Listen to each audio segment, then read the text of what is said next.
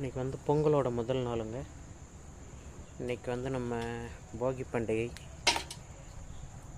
இதை வந்து நம்ம வந்து காப்பு கட்ட போகிறோங்க. அதுக்கு வந்து மாங்காய் தழை,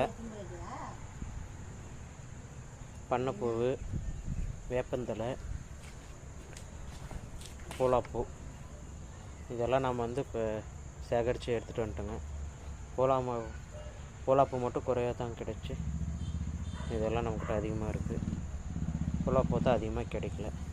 இதெல்லாம் தனித்தனியாக பிரித்து வச்சு எல்லா தவளையும் வைக்கணுங்க.